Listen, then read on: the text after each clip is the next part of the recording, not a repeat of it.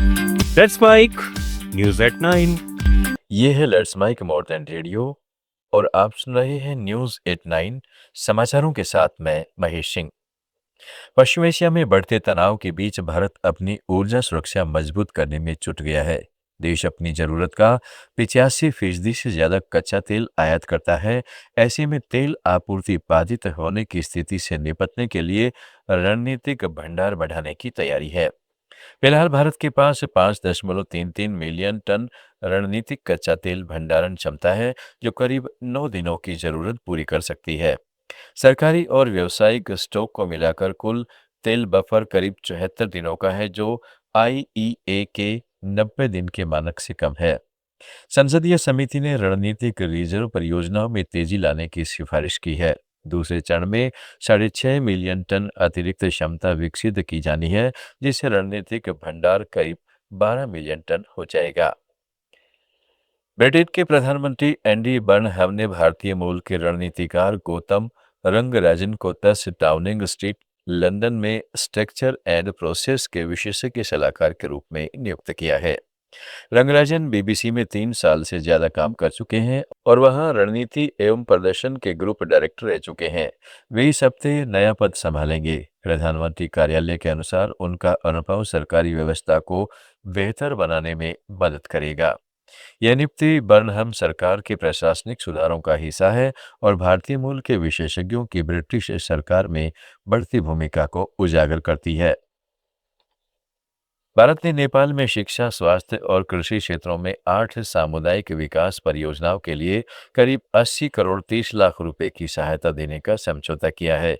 काठमांडू में भारतीय दूतावास और नेपाल सरकार के अधिकारियों ने इन समझौतों पर हस्ताक्षर किए।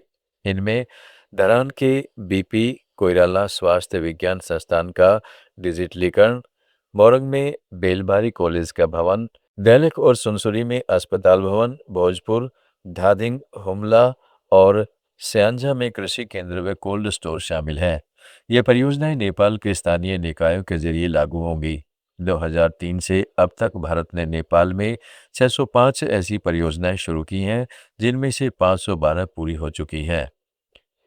कोलंबो में हुए इंडिया कॉलिंग कार्यक्रम में विशेषज्ञों ने कहा है कि भारत की तेज आर्थिक वृद्धि श्रीलंका के लिए बड़ा अवसर है। न्यूजीलैंड के उच्चायुक्त डेविड पाइन ने बताया कि ऑस्ट्रेलिया के साथ उनके देश की सफलता का सबक है आर्थिक बदलाव को अपनाना, न कि विरोध करना।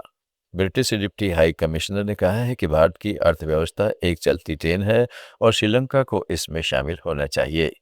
लंका इंडिया बिजनेस एसोसिएशन के अध्यक्ष संतोष मेनन ने बताया कि पिछले साल करीब 3 करोड़ भारतीय विदेश गए, लेकिन श्रीलंका में सिर्फ 4.5 लाख पहुंचे और भारतीय निवेश $1 अरब से भी कम रहा।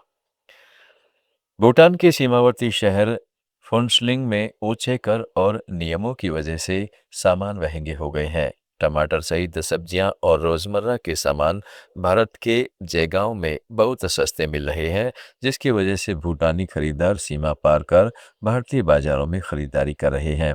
इससे फुनसलिंग के स्थानीय व्यापारियों का कारोबार बुरी तरह प्रभावित हो रहा है। भारत की तरफ सस्ती कीमतों का फायदा उठाते हुए लोग जयगांव जा रहे हैं, जिससे दोनों देशों के सीमावर्ती व्यापार में एक तरफा रुझान दिख रहा है। बांग्लादेश अपनी बढ़ती बिजली की मांग पूरी करने के लिए त्रिपुरा से बिजली आयात कर रहा है। पिछले 10 साल में त्रिपुरा स्टेट इलेक्ट्रिसिटी कॉरपोरेशन ने बांग्लादेश को बिजली बेचकर 1165 करोड़ रुपए कमाए हैं। मार्च 2016 में 100 मेगावाट से शुरू हुई यह सप्लाई अब 200 मेगावाट तक पहुंच गई है।